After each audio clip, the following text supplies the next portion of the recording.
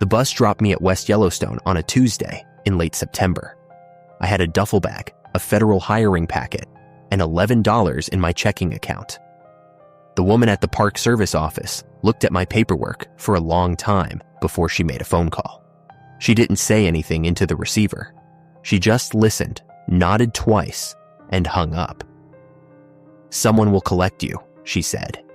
"Wait outside." I waited for 2 hours. The temperature dropped 15 degrees. When the truck finally arrived, it was olive green with no markings. The man driving was maybe 60, with a beard that needed trimming and hands that stayed on the wheel even after he'd parked. "You're Ellison," he said. Not a question. "Marcus Ellison, yes." "Get in. We've got 3 hours of daylight." His name was Briggs. He drove us north on the main road for 40 minutes, then turned onto a service track that didn't appear on any map I'd been given. We passed 3 gates. At each one, Briggs got out, unlocked the chain, drove through, and relocked it behind us. He never turned off the engine. "The zone's been closed since 1974, he said, somewhere past the second gate. "Geothermal instability is what the paperwork says. Unstable ground. Risk of sudden thermal events. Is that true?" Briggs didn't answer. We drove another 6 miles through lodgepole pine so dense, the road felt like a tunnel. Then the trees opened up, and I saw the station. It was a single-story building, maybe 1,200 square feet, with a metal roof and a propane tank strapped to the east wall. There was a smaller outbuilding 20 yards north, a storage shed with a padlock. Beyond the clearing, the forest pressed in on 3 sides. To the west, the ground sloped down toward a thermal basin. I could see steam rising in thin columns. Briggs parked, but didn't get out immediately. He reached into the glove compartment and handed me a laminated card. "Radio frequencies," he said. "Channel 4 for dispatch. Channel 6 for emergencies only. Channel 9 you don't use. Ever." "Why not?" "It's in the rules." He opened his door. "Come on, I'll show you the station." The interior was functional. A main room with a desk, a radio set, a wood stove, a small kitchen with a 2-burner propane range and a chest freezer, a bathroom with a composting toilet and a gravity-fed shower, 1 bedroom with a cot, a footlocker, and a window facing east. The windows all had heavy curtains, the kind you'd use for a darkroom. Briggs walked me through the inventory: 12 boxes of wooden matches, 4 gallons of kerosene, 2 cases of canned food, beans, soup, vegetables, a first aid kit, a flare gun with 9 flares, 2 flashlights with extra batteries, a hand crank emergency radio, salt, 26 pounds of salt in cloth bags under the kitchen counter. "Salt?" "For the paths," Briggs said. "You'll understand." He showed me the patrol routes on a topographic map tacked to the wall. 3 loops, color-coded.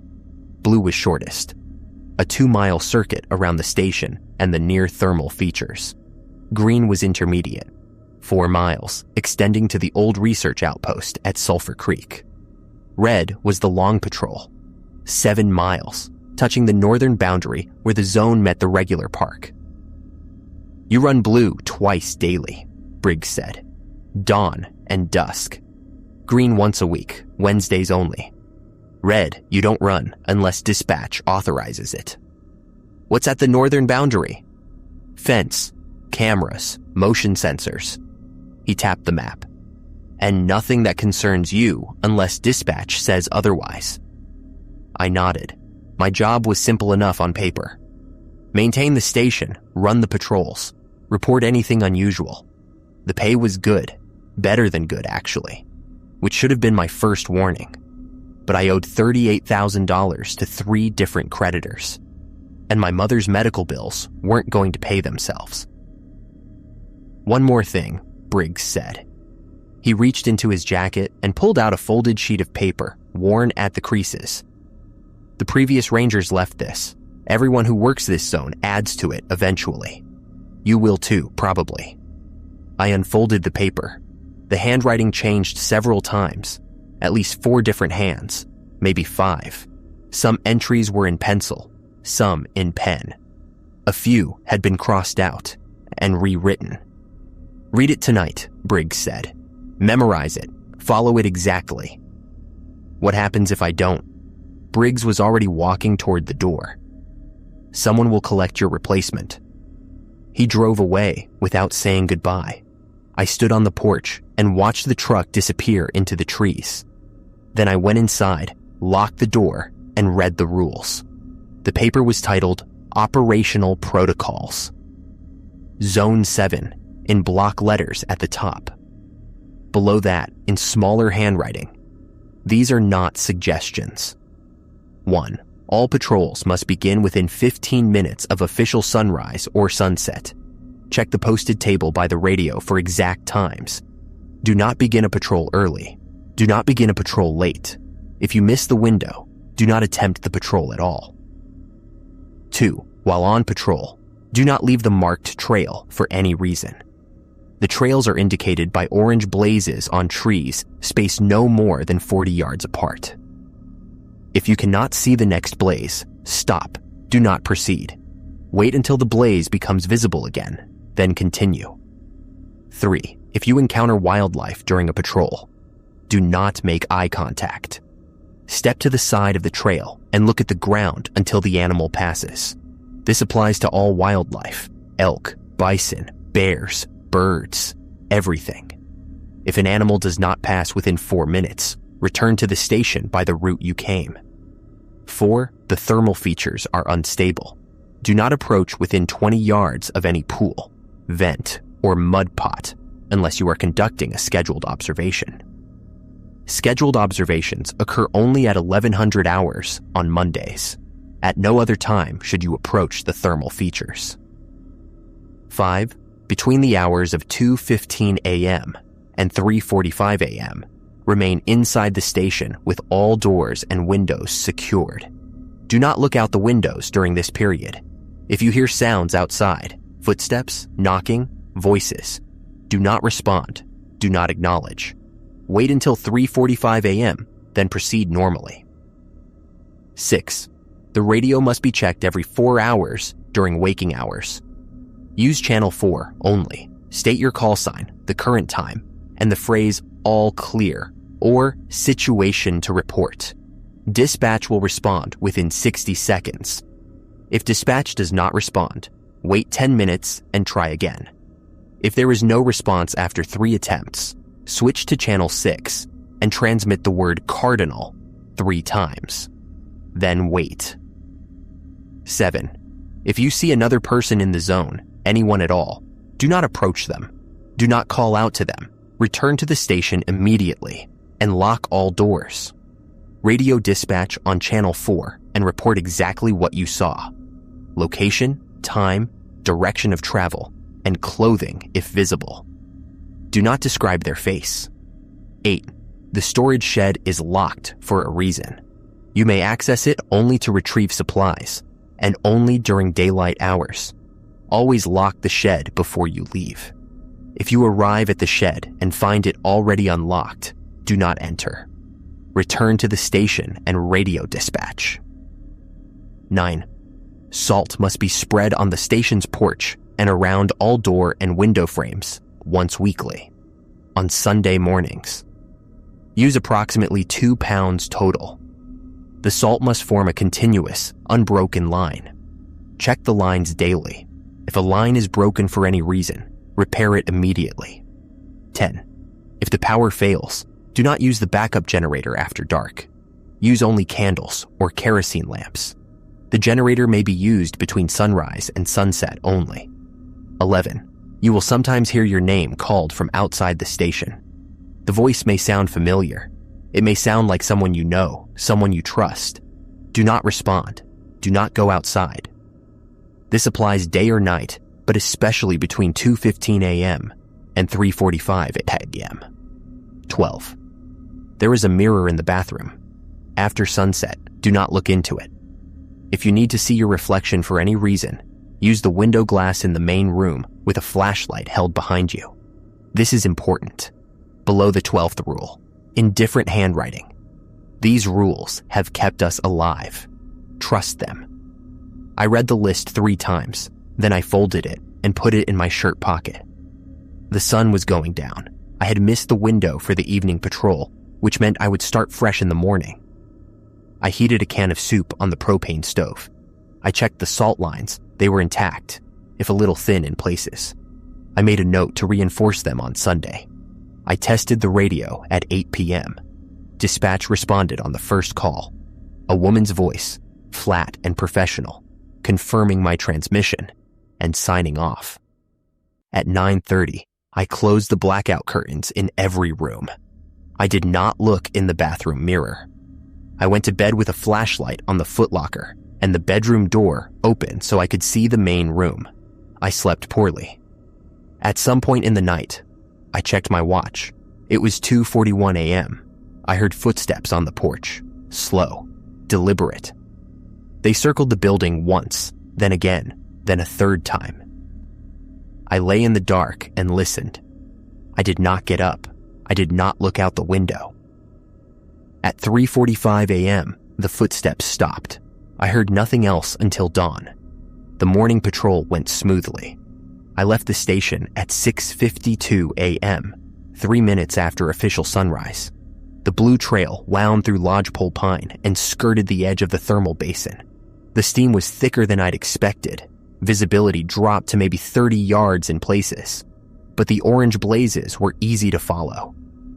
I counted them as I walked, 47 blazes for the full circuit. I saw 3 elk in a meadow about half a mile from the station. They were grazing with their heads down. I stepped off the trail, to the side, not off it entirely, and looked at my boots until they moved on. It took about 90 seconds. None of them looked at me. The thermal features were strange up close. The pools were brilliant colors, turquoise, orange, rust red, and the steam carried a sulfur smell that stuck in my throat. I stayed well back from the edges. The ground near the vents was pale and crusty, marked with stakes and faded warning tape. Some of the stakes had fallen over. I made a note to report that. I completed the circuit in 1 hour and 40 minutes.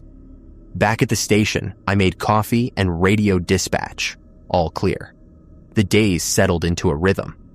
Patrol at dawn, radio check at 1000 hours, lunch, another radio check at 1400, afternoon inventory, evening patrol at sunset, radio check at 1800, dinner, radio check at 2200, bed. The nights were harder. Every night, between 2:15 and 3:45, the footsteps came. Always the same pattern. 3 slow circuits around the station, then silence. I learned to sleep before 2 and after 4. The middle hours I spent lying awake, breathing slowly, not looking at the windows. On my 4th night, the footsteps stopped directly outside my bedroom window. I heard breathing. Not human breathing, too slow, too wet, with a rattle at the end of each exhale. It lasted 11 minutes. I counted every second. On my 6th night, someone knocked on the front door. 3 knocks, evenly spaced, then a voice. "Marcus, you in there?" It sounded like Briggs. The cadence was right, the slight rasp on the consonants. I almost answered. My hand was on the doorknob before I remembered Rule 11. I pulled my hand back. I sat on the floor with my back against the door and waited. The voice came again. "Marcus, open up. It's cold out here." I didn't move. I didn't speak. "Marcus!" The voice was changing now. Still Briggs's tone, but the words were coming too fast, overlapping each other. "Marcus, Marcus. Marcus, let me in. I'm cold. Marcus, open the..." Then silence. I checked my watch. 3:44 a.m. 1 minute later, the presence was gone. I felt it leave, a pressure I hadn't noticed until it lifted. The next morning, I found tracks on the porch. They looked like boot prints, but the tread pattern was wrong. not reversed exactly, but scrambled, like someone had cut the sole into pieces and reassembled them in the wrong order. I swept the porch and reinforced the salt lines. I did not mention the tracks in my radio report. On my second Wednesday, I ran the green patrol for the first time. The route to Sulphur Creek was longer and rougher than the blue circuit. The trail climbed through a boulder field, dropped into a ravine, and followed the creek bed for nearly a mile before reaching the old research outpost. The outpost was a ruin, 4 walls still standing, no roof, the floor thick with pine needles and animal droppings. A rusted metal cabinet lay on its side near what used to be the doorway. Inside, I found waterlogged papers, unreadable, and a single photograph in a cracked frame. The photograph showed 3 people in ranger uniforms standing in front of the station, 2 men and a woman. They were smiling. The date on the back said August 1973. I left the photograph where I found it. I completed the patrol and returned to the station 20 minutes before the sunset window closed. That night, the footsteps were louder than usual, faster. They circled the building 7 times instead of 3. 2 weeks into my assignment, I received my first supply drop. A park service truck arrived at the main gate just after noon. The driver was a young woman, maybe 25, with her hair in a tight braid and a clipboard in her hand. "You're Ellison," she said. Same flat statement Briggs had used. "That's right. I'm Singh, supply coordinator for the closed zones." She handed me the clipboard. "Sign here, here, and here." The truck held 6 boxes, canned goods, batteries, propane canisters, a new first aid kit, more salt, and a sealed envelope marked Addendum, Zone 7. "What's this?" I asked, holding up the envelope. Singh shrugged. "Updated protocols. Dispatch wanted you to have them." I signed the forms. Singh helped me carry the boxes to the station. She was stronger than she looked. And then she paused at the truck door. "How are you sleeping?" she asked. "Fine." "The patrol's going okay? No problems?" "No problems." She studied my face for a moment. "The last guy lasted 6 weeks. The one before that, 4 months. The one before that." She trailed off. "Anyway, be careful." She drove away. I watched the truck until it disappeared, then went inside and opened the envelope.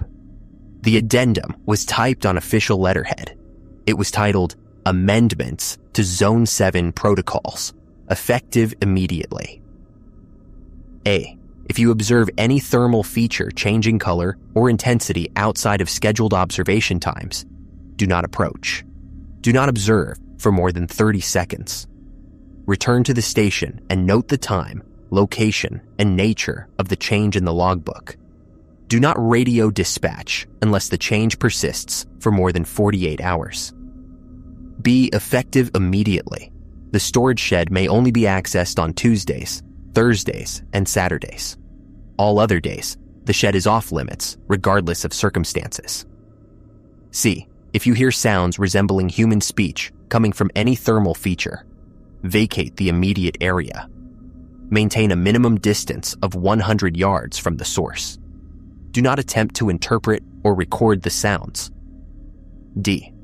The Wednesday patrol to Sulphur Creek is suspended until further notice. Do not approach the research outpost. E. If the footsteps outside the station ever stop circling and remain stationary for more than 15 minutes, extinguish all lights and move to the bathroom. Close the door. Do not emerge until you hear the footsteps resume or until sunrise, whichever comes first. F. Personnel may occasionally arrive at the zone claiming to be inspectors, researchers, or supervisory staff. If any visitor cannot provide the current month's access code when asked, do not admit them to the station. Do not engage in extended conversation. Instruct them to contact dispatch and return to their vehicle immediately. G. The frequency of salt line maintenance is increased from weekly to every 3 days. Effective immediately. H.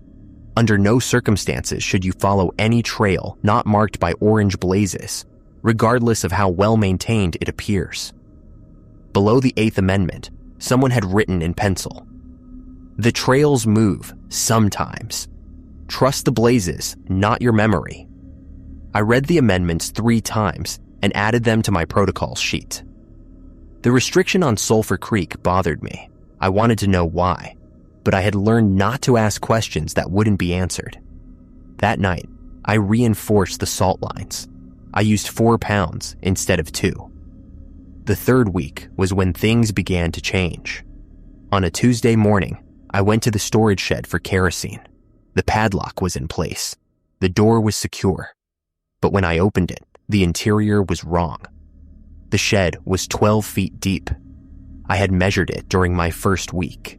But now, standing in the doorway, I could see that the back wall was farther away than it should have been.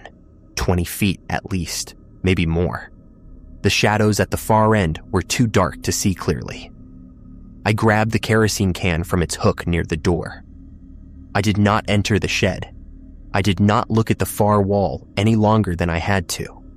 I locked the door and went back to the station. My hands were shaking when I radioed dispatch. Zone 7, reporting a structural anomaly at the supply shed. Describe the anomaly. The voice was the same flat woman I'd spoken to every day for 3 weeks. The interior dimensions appear to have changed. The depth has increased by approximately 8 to 10 feet. A pause. Then, acknowledged. Do not access the shed until further notice. Repeat. Do not access the shed. Understood. What about supplies? An emergency drop will be arranged. Maintain normal protocols otherwise. The line went dead. I sat at the radio for a long time, staring at the microphone. The shed was 50 yards from the station. I could see it through the kitchen window. It looked normal from the outside. Same dimensions, same metal roof, same padlock. But something inside it had changed. The emergency supply drop came 2 days later. A different driver this time, a man I didn't recognize, middle-aged, wearing a park service jacket with no name tag. He wouldn't make eye contact. "Don't go near the shed," he said as he unloaded the boxes. "Not until they clear it." "Who's they?" He shook his head. "I just drive the truck, man. I don't ask questions." He left faster than Singh had. I noticed he didn't look toward the shed once. A week passed. The shed remained off limits. I ran my patrols, checked my radio, maintained the salt lines. The nights continued as before. Footsteps between 2:15 and 3:45. Silence after. I was getting used to the rhythm. Then, on a Thursday evening, the rhythm broke. I had just returned from the sunset patrol. The sky was purple-orange, the last light fading behind the mountains. I was walking up the porch steps when I heard it. A voice from the thermal basin. Not words, not exactly. It was more like words were trying to form. Syllables rising and falling in the steam. Almost language, almost meaning. The sound was deep, resonant, like someone speaking into a metal drum. I stopped on the steps. The voice continued. It was coming from the largest pool, the one with the turquoise water, maybe 200 yards from the station. I remembered Amendment C. I remembered the 100-yard rule. I was already well outside that distance, but I didn't move. I stood there and listened. The sounds shifted. They became more coherent. A pattern emerged, 3 syllables, repeated, with slight variations each time. I found myself leaning forward, straining to hear. Then the sounds resolved into a word. Ellison. My name, from the thermal pool, in a voice that was almost human. I went inside. I locked the door. I closed all the curtains. I sat in the dark with my back against the wall and didn't move for hours. At 2:15 a.m., the footsteps began, but tonight they didn't circle the building. They went straight to the front door and stopped. Knock, knock, knock. Ellison, the voice from the pool. The same voice. We need to talk. I didn't answer. I didn't move. I know you're in there. I can see your light." All the lights were off. There was no light to see. "Open the door, Ellison. I have new protocols for you." The voice was changing again, becoming more familiar, becoming my father. It sounded like my father, who had been dead for 6 years. "Son, please, it's cold. Let me in." I pressed my hands over my ears.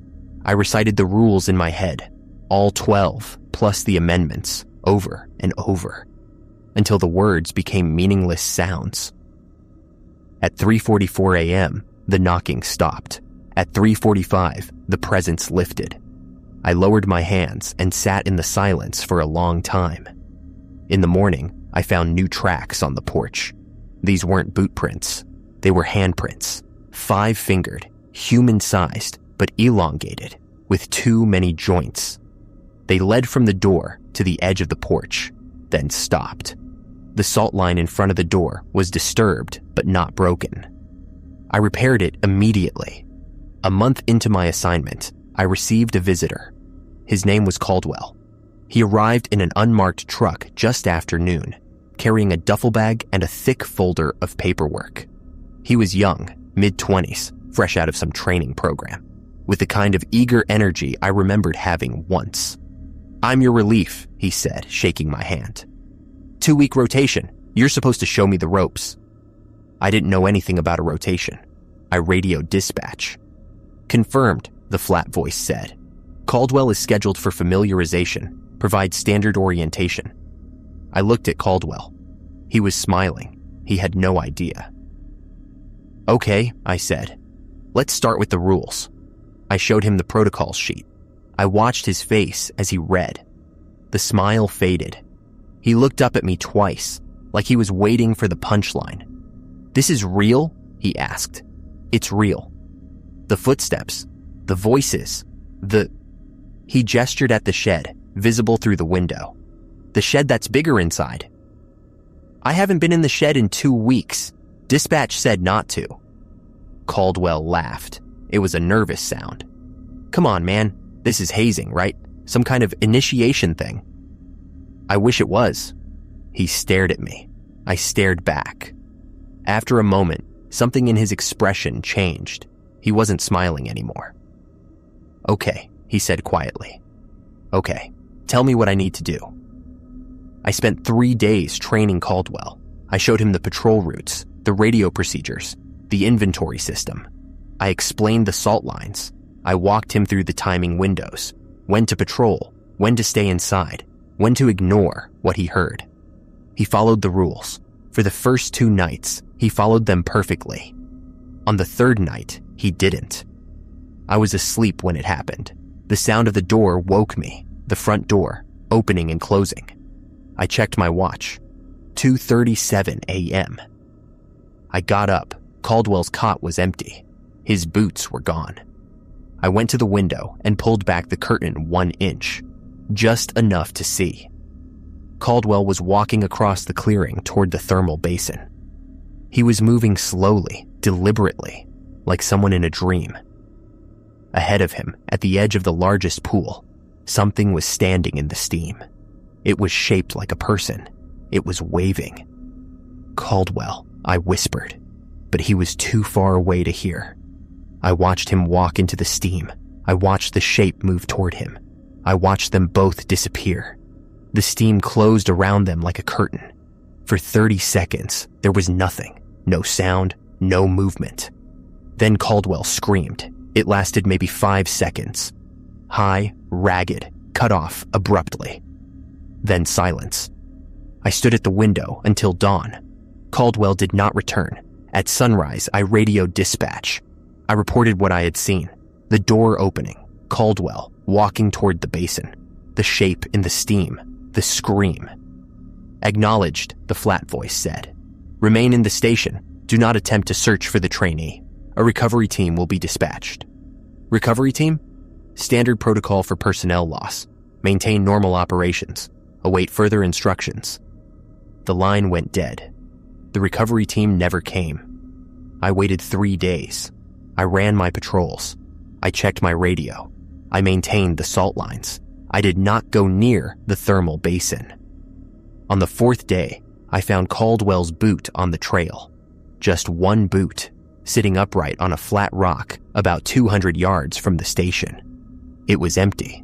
There was no blood, no damage, no sign of struggle. I left it where it was. I marked the location on my map. I returned to the station and added a new note to the protocol sheet in my own handwriting. Personnel should never exit the station between 2:15 a.m. and 3:45 a.m. for any reason. The consequences are permanent. 2 weeks after Caldwell disappeared, the weather changed. The temperature dropped 30 degrees in 6 hours. Snow began falling. Thick, heavy, wet, and didn't stop. By nightfall, there was 8 inches on the ground. The wind picked up after midnight, howling through the trees, rattling the station's windows. At 1:45 a.m., the power went out. I had been expecting it. The generator was old, and the storm was putting stress on the lines. But Rule 10 was clear. No generator after dark. I lit 3 kerosene lamps. I positioned them in the main room, away from the windows. The flames threw dancing shadows on the walls. At 2:15, the footsteps began. But tonight, they weren't alone. There were multiple sets of footsteps, 3, maybe 4. They circled the building together, overlapping, out of sync. Some were heavy and slow. Some were light and quick, like a child running. At 2:22, one set of footsteps stopped outside the bedroom window. Another stopped at the front door. A third stopped at the kitchen window on the north side. Then, simultaneously, they began to knock. Knock, knock, knock from the bedroom. Knock, knock, knock from the front door. Knock, knock, knock from the kitchen. The sound was deafening. Each knock shook the frame. I could feel the vibrations through the floor. Then the voices started. "Marcus!" from the bedroom. My mother's voice. "Let me in, honey. I'm so cold." "Ellison," from the front door. Briggs again, but wrong. The syllables stretched. "Protocol update. Need your signature." "Help," from the kitchen. A child's voice. I didn't recognize it. "Please, I'm lost. Please help me." I moved to the bathroom. I closed the door. I sat on the floor with my back against the toilet and covered my ears. The knocking continued. The voices continued. They called my name. They begged. They threatened. They used voices I knew and voices I didn't. Voices from my past and voices that had never existed. At 3:12 a.m., something new happened. The footsteps resumed. All of them at once, moving around the building. But this time, they were getting faster, louder. The circles were tightening. Then they stopped. All at once. Perfect silence. I checked my watch. 3:17 a.m., Amendment E. If the footsteps remain stationary for more than 15 minutes, extinguish all lights and wait in the bathroom until sunrise, or until the footsteps resume. I was already in the bathroom, but the lamps were still burning in the main room. I had to make a decision. I opened the bathroom door. I moved through the darkness as quickly as I could, keeping my eyes on the floor. I blew out the first lamp, the second, the third. Total darkness. I was halfway back to the bathroom when I heard it. A single knock from inside the station, from the direction of the bedroom. I stopped. I held my breath. Another knock, closer this time, in the main room. Something was inside with me. I moved, slowly, carefully, one step at a time. I kept my hand on the wall, feeling my way toward the bathroom. Behind me, I heard movement, soft, deliberate, like feet dragging across the floor. I reached the bathroom door. I stepped inside. I closed the door as quietly as I could. The dragging sound stopped just outside. I waited. Minutes passed. Hours. I lost track of time in the darkness. Then, at 3:44 a.m., I heard the front door open and close. Footsteps on the porch. One set, then another, then a third. moving away from the station, fading into the storm. At 3:45 a.m., the pressure lifted. At sunrise, I emerged from the bathroom and surveyed the damage. The front door was still locked from the inside. The windows were intact. The salt lines were unbroken. But there were marks on the floor, long scrapes in the wood, like something heavy had been dragged from the bedroom to the main room. I followed the scrapes. They ended at the bathroom door. Whatever had been inside with me had come within 3 feet. I spent the morning reinforcing the salt lines. I used every ounce of salt I had, all 26 pounds. I spread it thick around every door and window, in unbroken lines a full inch wide. Then I radioed dispatch. Zone 7, reporting an incursion event. Describe the event, I told them. The multiple footsteps, the voices, the knocking, the presence inside the station, the scrapes on the floor. A long pause. Then, emergency protocols are now in effect. Retrieve the red envelope from the supply locker. The shed is off limits. Negative.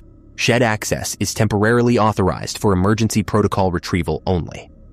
Enter through the main door. Do not proceed past the first shelf unit. Retrieve the red envelope from the upper left shelf. Exit immediately. I acknowledged. I hung up the radio. The shed was still wrong inside. The back wall was farther away than ever.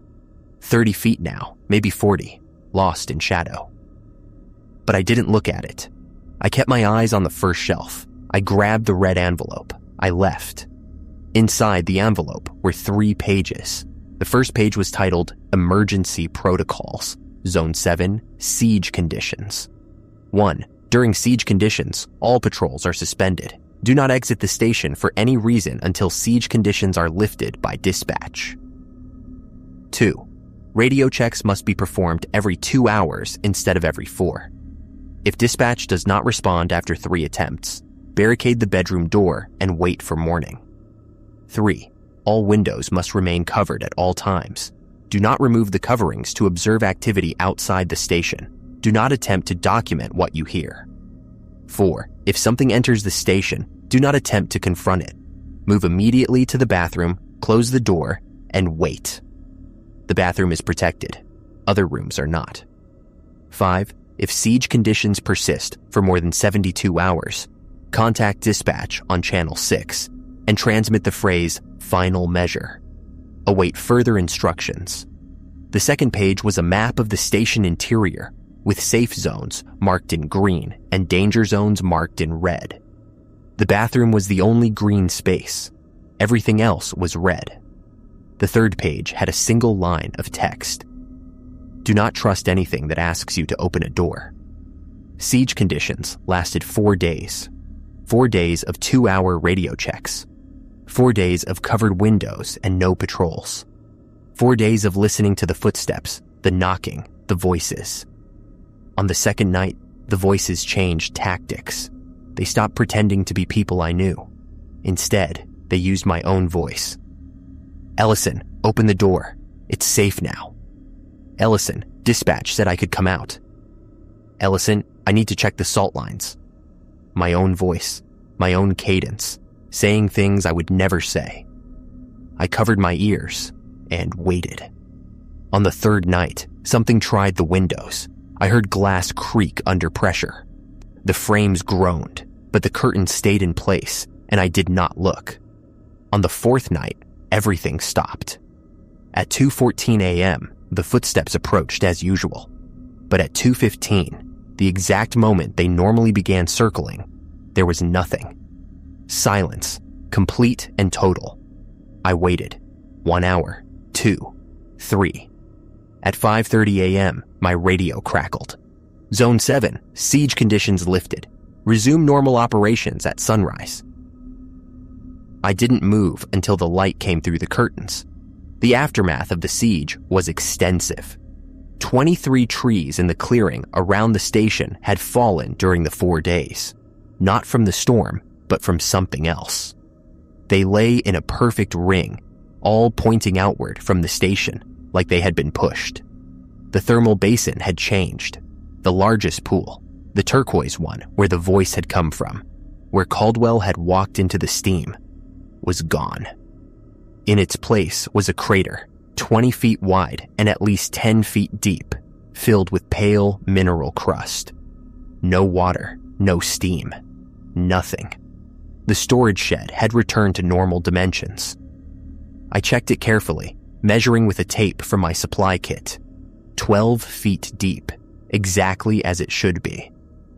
But there was something new inside, a wooden box on the back shelf that hadn't been there before. I didn't open it. I didn't touch it. I reported it to dispatch and left it alone. Acknowledged, the flat voice said. Do not access the box. It is not for you. Then who is it for? Your replacement. I thought about Caldwell. I thought about the rangers before me, the 6-week man, the 4-month woman, all the others whose names I didn't know. When does my replacement arrive? Your tour ends in 93 days. Remain at post. 93 days. The second month was quieter than the first. The footsteps continued. They never stopped, but they kept their distance. 3 circuits a night, no more. The voices came occasionally, but they were faint, distant, like echoes from very far away. The thermal features stayed dormant. I ran my patrols. I maintained the salt lines. I checked the radio. I kept the protocol sheet updated with new notes. During siege conditions, the bathroom is the only safe space. All other rooms are vulnerable. The thermal basin changes. Do not assume any feature is permanent. Your own voice can be used against you. If you hear yourself speaking from outside the station, it is not you. I found other things during my patrols. A child's shoe on the blue trail, half buried in pine needles. A photograph pinned to a tree, facing away from the trail, the image too faded to identify. A dead elk on the green trail. Its body untouched, no visible cause of death. Its eyes open and staring at the sky. I reported everything. Dispatch acknowledged everything. No explanations were ever offered. In late October, I received a second supply drop. Singh was driving again. She looked tired. You're still here, she said. Still here. Longest tour since Beckman in '94. She handed me the clipboard. Sign. I signed. She helped me unload the boxes. This time there was a new edition, a hardbound journal, blank, with Zone 7 log embossed on the cover. From dispatch, Singh said. They want you to start keeping records, detailed records, times, locations, descriptions, everything. Why now? She shrugged. Above my pay grade. She paused at the truck door. You know they're not going to let you leave, right? Not really. I looked at her. What does that mean? Nothing. She started the engine. Forget I said anything. She drove away. I stood on the porch with the journal in my hands, watching her truck disappear. I started keeping records. October 28th, 4:17 a.m. 3 sets of footsteps, circling counterclockwise. Duration, 1 hour, 23 minutes. October 29th, 02:29 a.m. Single voice, female, calling Marcus. Did not respond. Voice continued for 17 minutes. October 30th, 11:07 a.m. Scheduled thermal observation, new pool forming in northwest quadrant of basin, approximately 40 yards from station. Color, deep red. No steam observed. November 2nd, 02:15 a.m. Footsteps began exactly on schedule. Circled 4 times instead of 3. Stopped at front door for 2 minutes, 12 seconds. Resumed circling. Departed at 03:44 a.m.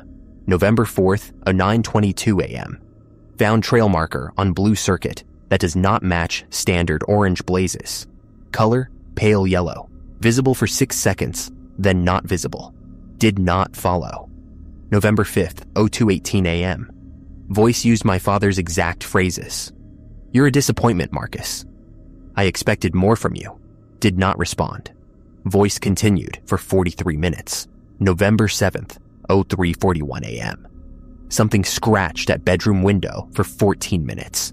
Did not look. Scratching stopped at 03:55 a.m. The journal filled slowly, page after page of anomalies, patterns, close calls. I started noticing things I hadn't noticed before.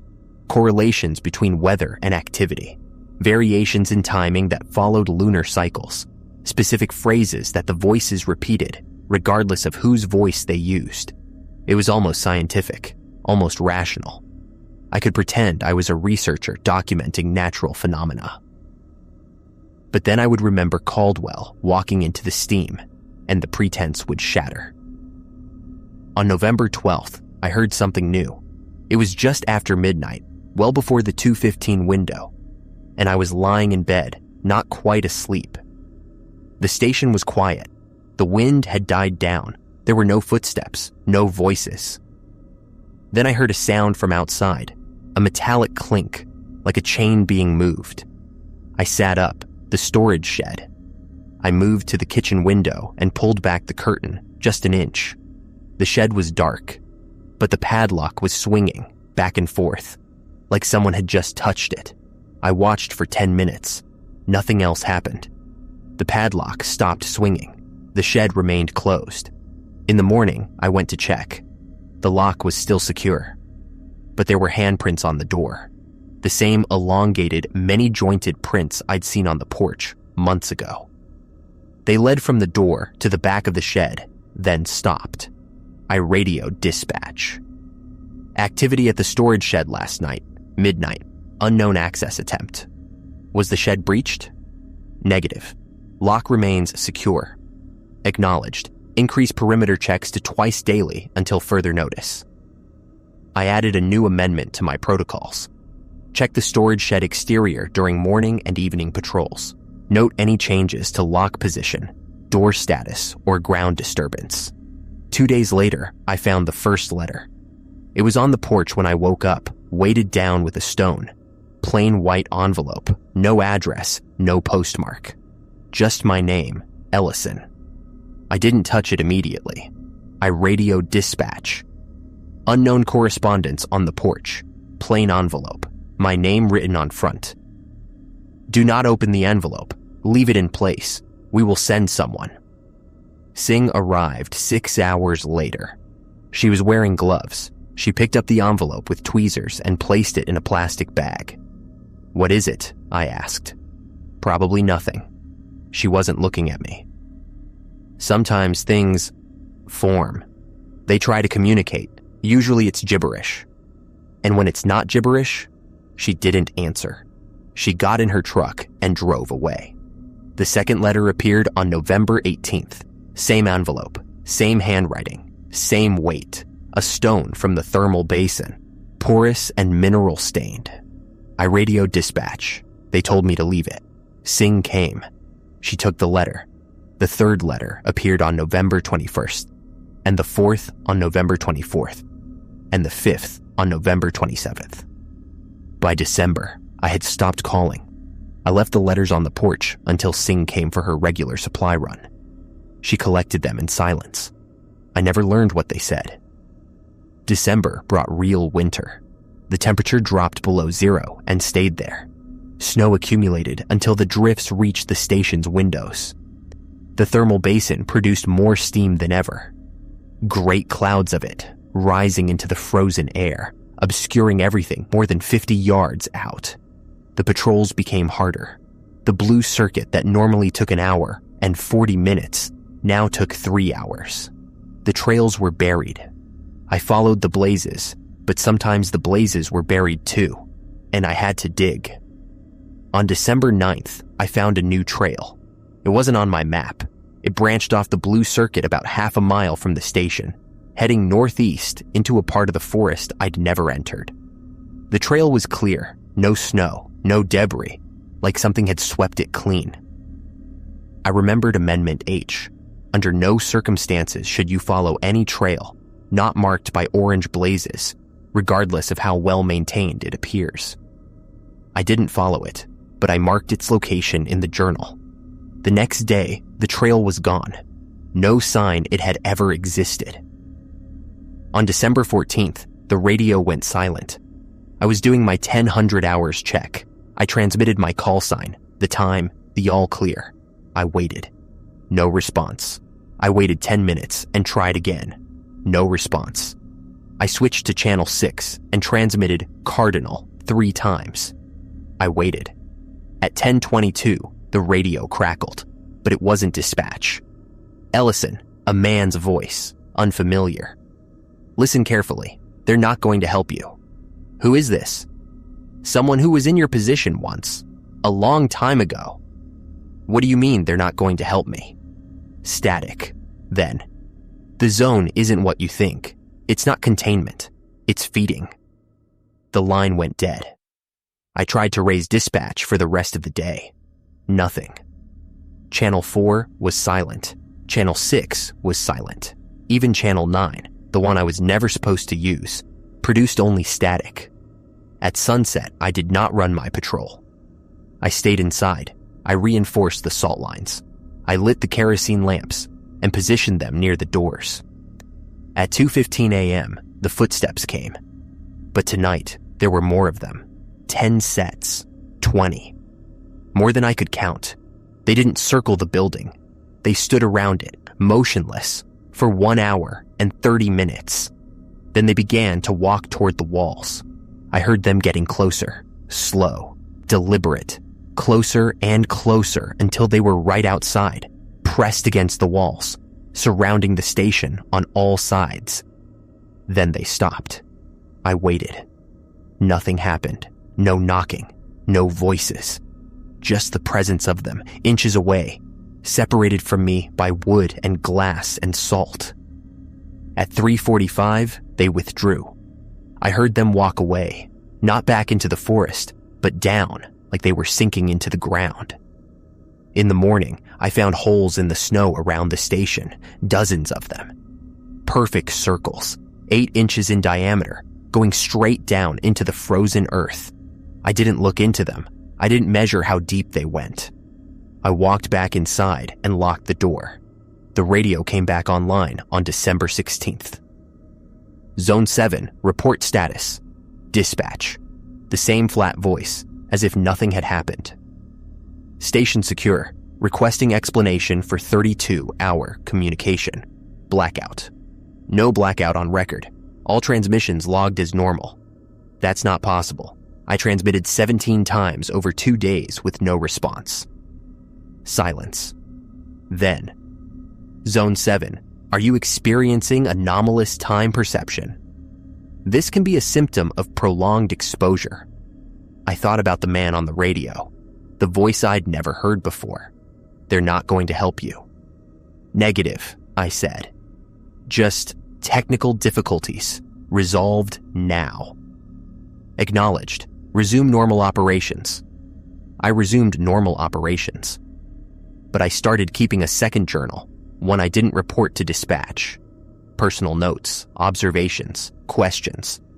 Why did the zone close in 1974? What happened to the 3 people in the photograph at Sulphur Creek? What was in the box in the storage shed? What do the voices want? What happens to the rangers who don't make it? I didn't expect answers, but writing the questions made me feel less alone. On December 22nd, the winter solstice, the longest night of the year, I received instructions I had never seen before. The radio crackled at 600 hours, well before dawn. Zone 7, emergency protocol revision. Listen carefully. I grabbed my pen. Go ahead. Tonight, between the hours of 6 p.m. and 6 a.m., you will observe the following additional procedures. 1. All salt lines must be doubled in width. Use remaining supply. 2. Blackout curtains must be reinforced with additional material. Use blankets, clothing, anything opaque.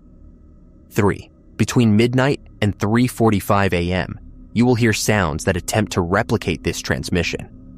Do not acknowledge. Do not respond. Continue radio silence until 4 a.m. 4. At 2:33 a.m., you will hear a door open inside the station. You will not have opened it. Do not attempt to close it. Do not investigate. Remain in the bathroom with eyes closed until 3:45 a.m. 5. If you survive until dawn, transmit on Channel 4 with the phrase solstice complete. You will receive further instructions. I wrote everything down. Understood. Any other guidance? Static. Then, good luck, Ellison. The line went dead. I spent the day preparing. I used all my remaining salt, 8 pounds, to double the lines. I covered the windows with blankets, securing them with nails and tape. I moved supplies to the bathroom. Water, food, flashlight, the journal.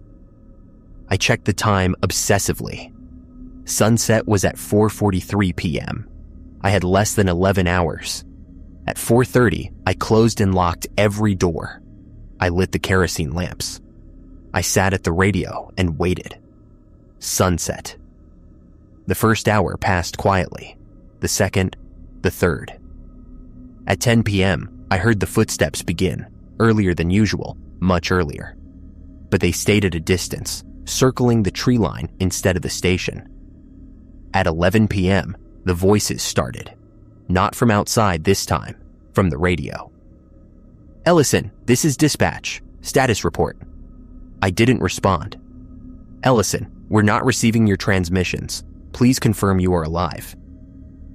I turned down the volume. I didn't turn it off. I needed to hear when they stopped. But I didn't listen to the words. At midnight, the voices changed. They became other rangers. Briggs, Singh, Caldwell. They called my name. They asked for help. They described things they'd seen, things they were seeing, things that were happening to them right now. I closed my eyes. I recited the rules in my head. I waited. At 2:33 a.m., I heard the front door open. I was in the bathroom by then. The door was closed. My eyes were shut tight, my hands pressed over them, my back against the wall. I heard footsteps in the main room. Slow, heavy, moving toward the kitchen. Then the bedroom. Then back to the main room. Then they stopped outside the bathroom door. For 13 minutes, something stood on the other side of that door. I could hear it breathing. The same wet, rattling breath I'd heard on my 4th night. The breath that had lasted 11 minutes outside my window. I didn't move. I didn't open my eyes. I didn't breathe. At 2:46 a.m., the footsteps moved away. I heard the front door close. I stayed in the bathroom until 4 a.m. Then I opened my eyes. The station was intact. The salt lines were unbroken. The front door was closed and locked from the inside, exactly as I had left it. But there were tracks on the floor. Boot prints, walking from the door to the bathroom and back. Boot prints that matched no human tread pattern I had ever seen. At 6 a.m., the sky began to lighten. I went to the radio. Zone 7, solstice complete. 3 seconds of silence. Then, acknowledged. Standard operations resume. Report any lasting anomalies within 48 hours. I sat at the radio for a long time. My hands were shaking. My throat was dry. I had been awake for over 30 hours, but I was alive. I had followed the rules, and I had survived the longest night. January brought a kind of normalcy. The footsteps continued, 3 circuits a night, regular as clockwork. But they felt less threatening now. Routine, expected, part of the job. I ran my patrols. I maintained the salt lines. I kept the journal. I radioed dispatch every 4 hours, and dispatch responded every time. No more blackouts. No more strange voices claiming to be former rangers. On January 15th, I received word that my replacement would arrive in 30 days. A new trainee, another Caldwell. I started preparing the protocol sheet. I rewrote the original 12 rules in clean handwriting. I added the amendments. I added the emergency protocols. Then I added my own notes, the things I had learned that weren't in any official document. The voices will use your past against you. They know things they shouldn't know. Don't listen.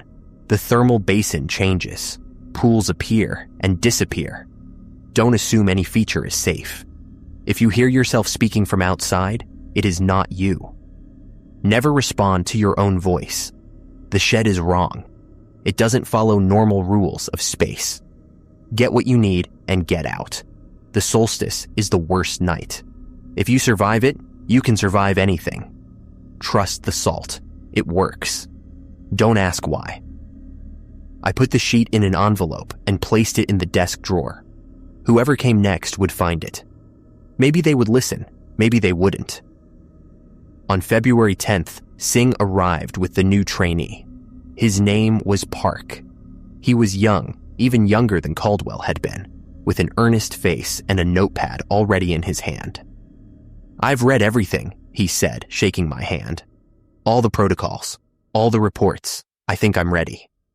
I looked at Singh. She looked away. "Nobody's ready," I said. "But you'll learn. Come on, I'll show you the station." I spent 3 days training Park.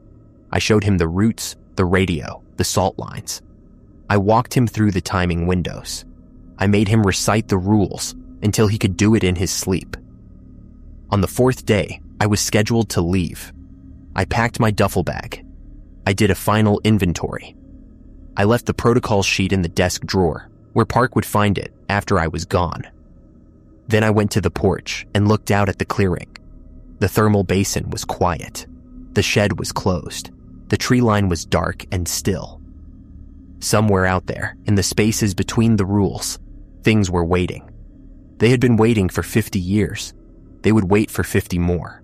But not for me. Not anymore. Singh was waiting by the truck.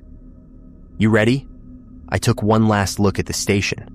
Then I walked down the porch steps, across the salt line, and into the waiting vehicle. We drove in silence for 20 minutes. Then Singh spoke. "You know it doesn't end, right? When you leave?" I looked at her. "What do you mean?" "The zone, it stays with you." She kept her eyes on the road. "You'll hear the footsteps sometimes. At 2:15, you'll see shapes in steam. You'll check salt lines that don't exist." I thought about the months I had spent in Zone 7, the rules I had memorized, the things I had seen. "I can live with that," I said. Singh didn't respond. We drove the rest of the way in silence. At the West Yellowstone office, I signed my discharge papers. I collected my final paycheck. I walked out into the parking lot and stood in the cold February air. My phone had been in storage for 4 months. I turned it on and watched 27 messages download. My mother, my creditors, friends I had stopped talking to. I didn't listen to any of them. Not yet. Instead, I found a motel. I paid for a week. I locked the door and closed the curtains and lay down on the bed. At 2:15 a.m., I heard footsteps in the hallway outside my room. Slow, deliberate, 3 circuits around the building. Then silence.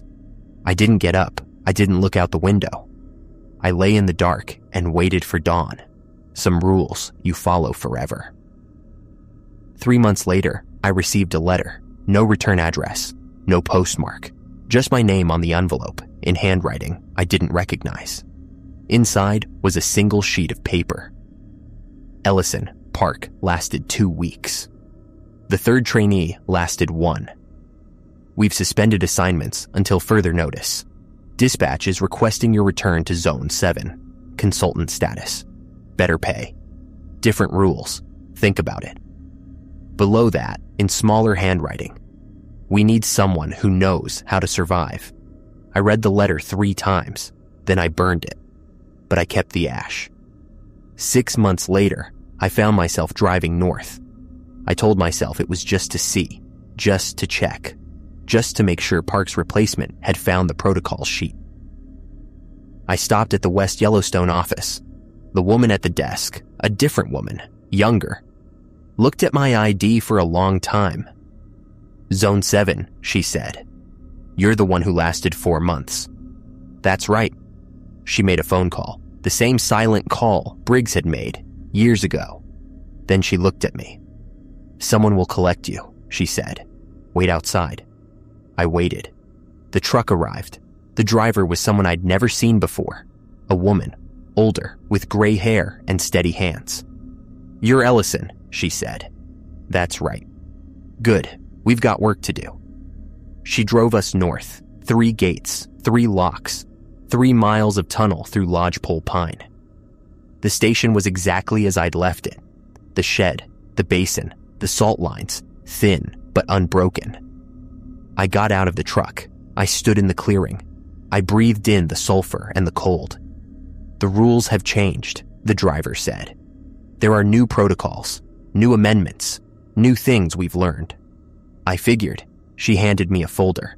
Thick, heavy, pages and pages of instructions. "The zone is expanding," she said. "We don't know why. We don't know how to stop it. All we can do is document, observe, survive." I opened the folder. The first page was titled Zone 7, Revised Operational Protocols, Version 12. "Version 12, I said. "How many versions have there been?" 12.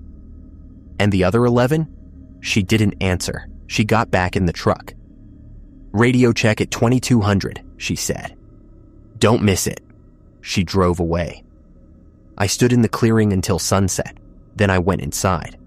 The protocols sheet I had left for Park was still in the desk drawer.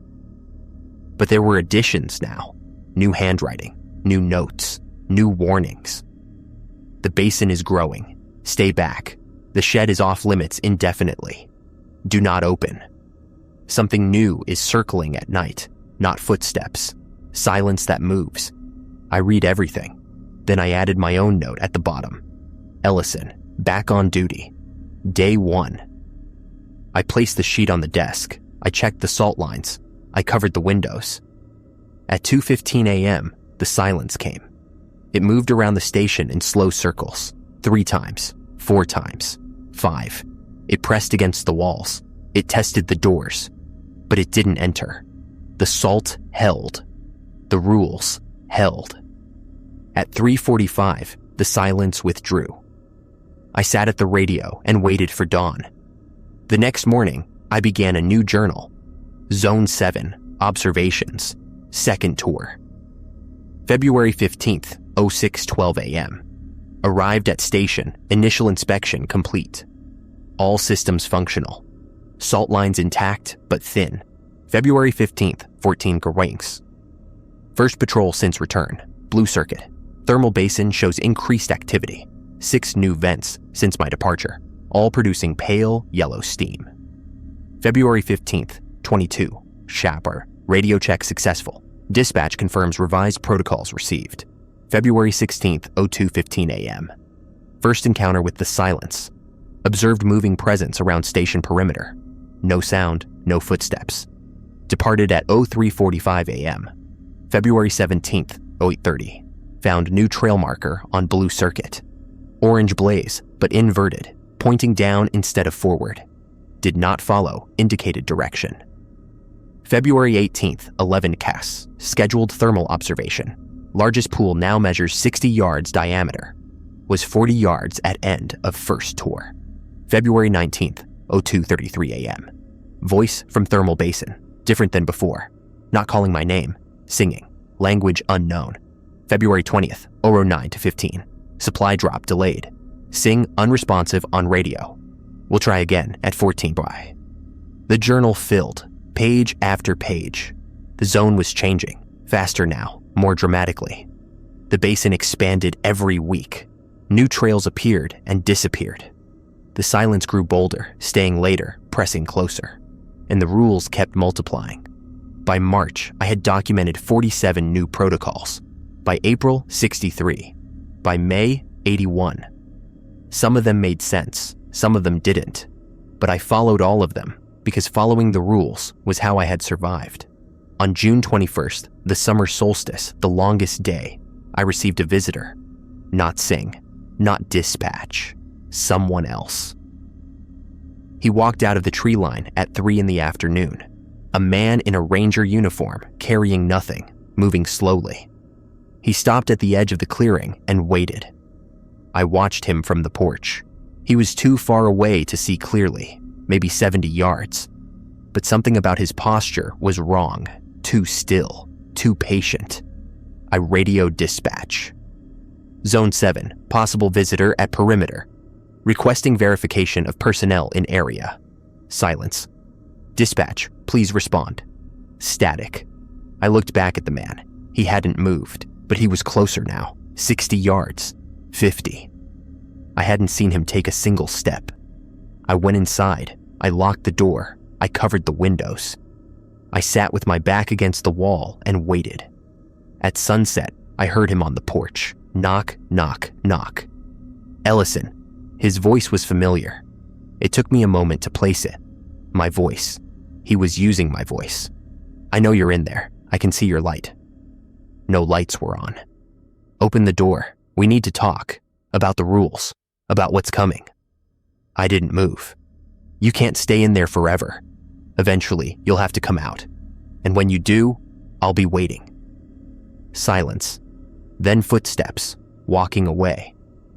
Not toward the tree line, toward the thermal basin. I didn't sleep that night. I sat at the radio and listened to static until dawn. In the morning, the man was gone. But there were tracks on the porch. Not boot prints, not handprints. Hoof marks. Elk hooves. Pressed deep into the wood. I added a new protocol to the sheet. If you see a person at the perimeter, do not verify their humanity. Do not approach. Do not respond. Wait until they leave or until dawn, whichever comes first. The zone is expanding. That's what the driver had said. That's what the journals confirmed. Every week, the boundaries shifted outward. New territory, new rules, new things to document. On July 4th, the fence at the northern boundary collapsed. Not from weather, not from animals. The post just fell, all at once, in a line 300 yards long. I radioed dispatch. They sent a crew. The crew never arrived. On August 12th, the storage shed disappeared, not destroyed, not moved, just gone.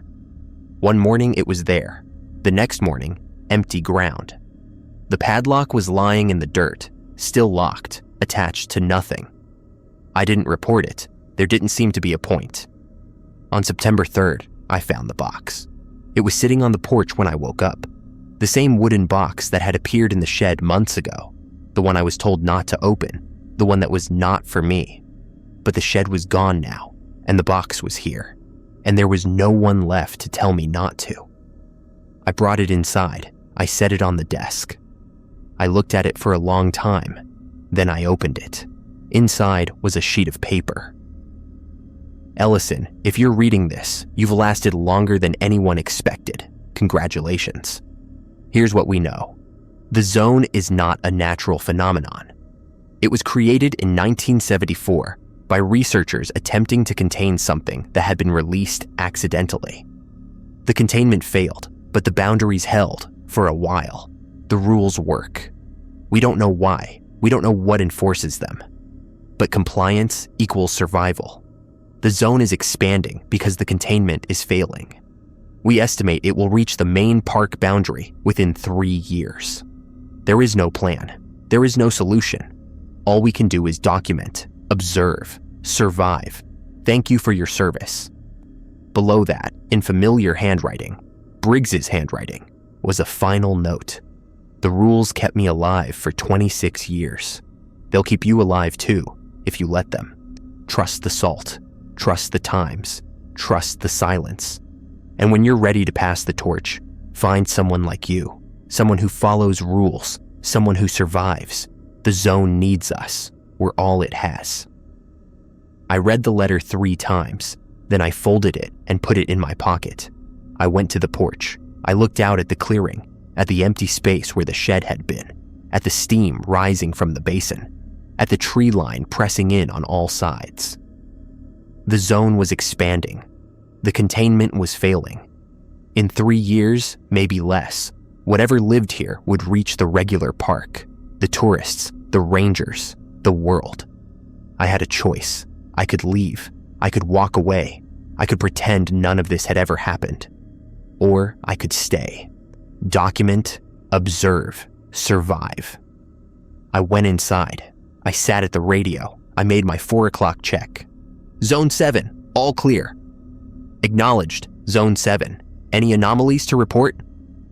I looked at the letter in my pocket, the box on my desk, the empty space outside my window. Negative, I said. Standard operations continue. I hung up the radio. I opened a fresh journal. Zone 7, observations. Day 574. The containment is failing. The rules still work. I'm still here. I'll keep writing until I can't anymore.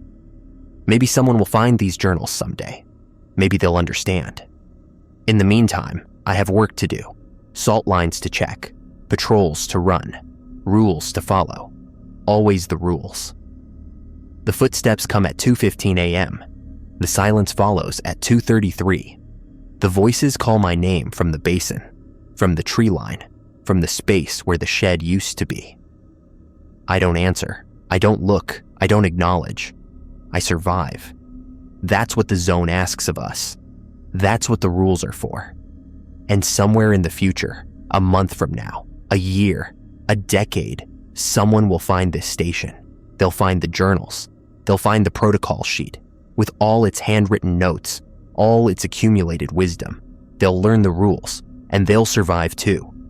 That's all I can offer them. That's all any of us can offer. The rules, the salt, the silence, and the hope that following them will be enough. Outside, the sun is setting. Time for the evening patrol. I check the salt lines. I gather my gear. I open the door and step onto the porch. The basin is quiet. The tree line is dark. The first stars are appearing in the eastern sky. I take a breath. I take a step, and I follow the trail.